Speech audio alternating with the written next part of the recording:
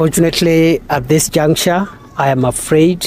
Even some people wanamsaidia kazi, mapie yake, wanataka tikuniamurisha mimi vile nitafanya kazi. Inawezekana?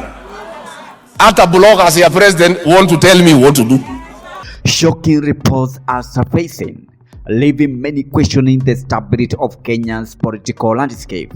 Farouk KIBET, a key figure in President Ruto's administration, allegedly slapped Deputy President KINDIKI at the State House, sparking a storm that has already caused significant tension within the government. This incident has led to rising tensions, with some wondering if it will lead to a larger political fallout. The question on many minds is, Farouk KIBET the same man that former Deputy President Rigathi Gachagua had been complaining about? Fortunately, at this juncture, I am afraid that we cannot provide conclusive information on some of the questions the public and members of the press could be having. Shida ile unaona is some people who are friends with the president also want to be my boss. Inawezekana? Atuwe kwa sababu ni rafiki ya rais atiuwe boss yangu. Even some people wanamsaidia kazi, mapie yake, wanataka tikuniamurisha mimi vile nitafanya kazi. Inawezekana? Hata bloggers ya president want to tell me what to do. Mimi munanijua? Si munanijua? Boss yangu ni wangapi? Wananchi wa Kenya na President William Ruto. Whatever the president has told me to do, I have done. And I'll continue to do, na kumheshimu na kuwa mwaminifu kwake. But I cannot allow people who hang around him, his friends, to also think that they are my boss. They are not. Mimi am elected by the people of Kenya. Mlinipigia kura ama kunipigia? Ama mnataka kila mtu wako hapo karibu na rais aniamurishe mimi? Mimi, I have two bosses. The people of Kenya, they will tell me what to do. President William Ruto is my boss. If you are afraid to the president, keep your friendship. Wachana na mimi. Mimi niko na boss yangu, I know his name. Dr. William Samoei Ruto. I cannot confuse my boss with his friends. I am not that stupid. I know the difference. And I want to say, because it's important that I explain. This new controversy has put even more pressure on KINDIKI's position, raising concerns about his future in the administration. How suddenly KINDIKI is missing. Farouk slapped Prof Juzi Bana. Kofi Ajab hapo State House. Kidhure was protesting arrests, especially in his backyard. Nitawatetea aje na mna abduct their kids. Bibi ya KINDIKI is on blood pressure meds. Isi ni mimi nimewashow. And if fuel to the fire, there are now rumors swirling that KINDIKI may be on the verge of resignation.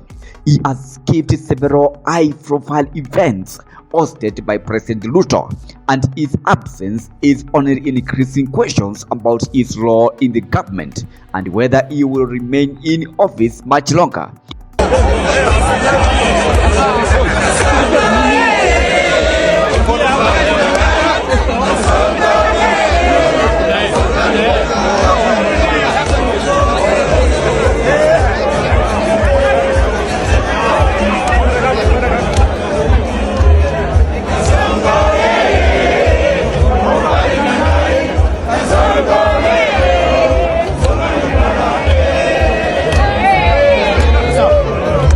The tensions surrounding KINDIKI has reached new heights, with political analysts speculating that his tenure as deputy president may soon come to an end. But that is not all. Prophet Onyango, who claims to have warned KINDIKI against accepting the deputy president position, is now boldly predicting that KINDIKI will go down in history as the shortest serving deputy president under Ruto's regime. And so I say that KINDIKI was not God's will, neither was it God's choice. And there's no way God will have ordained KINDIKI to be deputy president in a government that even God himself wonders, how did you come into power? Those who remember what I said before Kindiki will be chosen, I told you that Ruto's heart was divided. Kindiki was actually, I told you in those prophecies, which I believe that media will have the courtesy to replay them upon Belembele, yeah? So that you can see confirmations of prophecies. Actually, they haven't taken long, not even 6 months, not even 4. And Kindiki is poised to resign. And it's not a surprise, because I told Kindiki, you shall remember me. You will recall that you are there temporarily. You are there temporarily. Ruto did not appoint Kindiki because he wanted.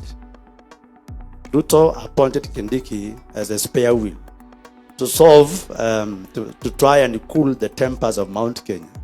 According to the prophet, Ruto's administration was never ordained by God from the beginning, and therefore his downfall is inevitable. Prophet Onyango has even prophesied that Ruto will be out of office by March 2025 as the clock ticks down. Many are anxiously waiting to see if these prophecies will come true. 90 days to Ruto's exit from power. So today we are looking at the 90 days of God's dethronement of Ruto. So Ruto's 90 days of being dethroned by God.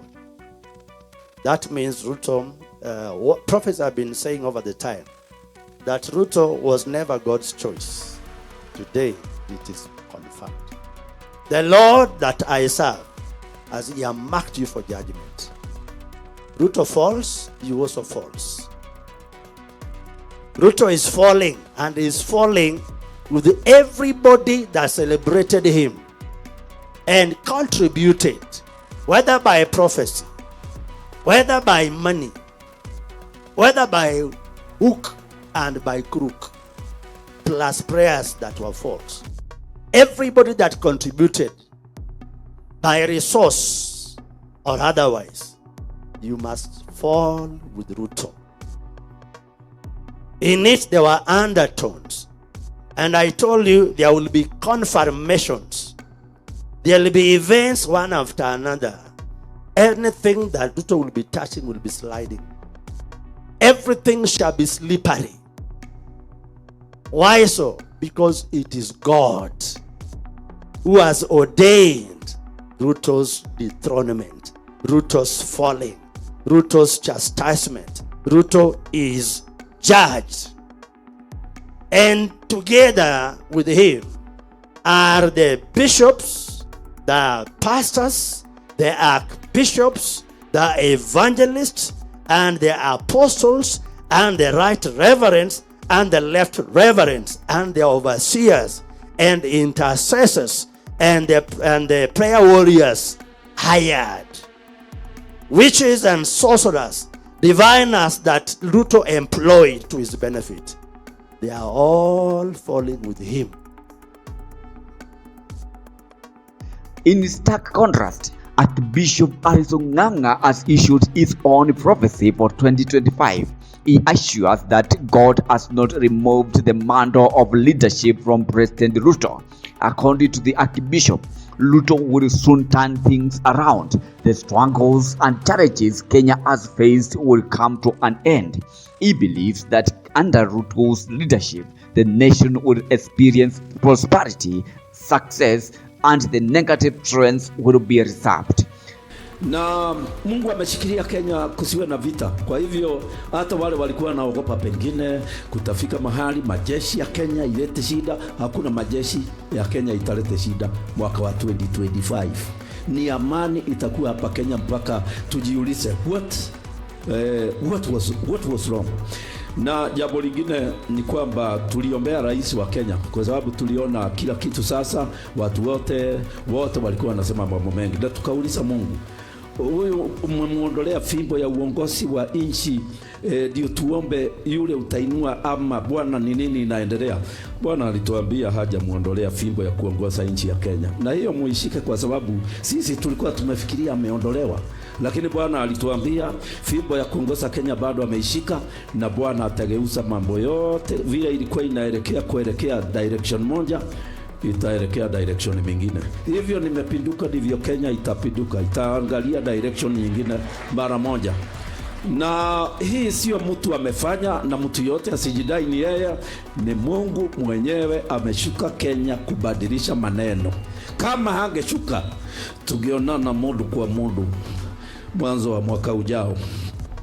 Na jambo lingine ni kwamba in great moment of strife, the country is held firm by the hand of God and it will stand firm. Na mipango yote ambayo ilikuwa imepangwa haiko tena.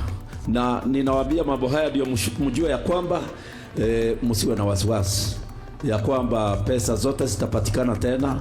Ile milango yote ilikuwa imefungwa ya pesa itafunguka tena, na watu watafanikiwa kibiashara tena, na watu watainuka tena, na ile kitu kilikuwa kimezuilia kimeondoka na hamtakiona tena.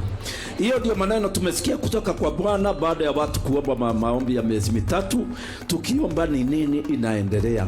Bwana, Kenya itaenda wapi? Hata kuna watu walikuwa wanasema ama Kenya itaenda kama nchi zile tumesikia za Syria kule. Of course tuliomba isije ikawa hiyo spirit sasa imehama kutoka huko imekuja hapa, na Bwana akatuambia mambo haya nimewaambia. Bwana Yesu asifiwe. Na kwa hivyo kutokana na hiyo maujumbe, the political drama is unfolding rapidly, with the nation caught between two powerful and contrasting prophecies. The battle of prophecies will surely keep Kenya on edge as people wonder which prediction will hold true. Will Ruto's government face collapse as predicted by Prophet Onyango, or will Archbishop Anganga's vision of prosperity come to fruition?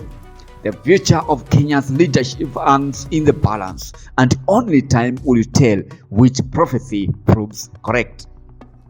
Ruto is falling, and is falling with everybody that celebrated him and contributed, whether by prophecy, whether by money, whether by hook and by crook, plus prayers that were false.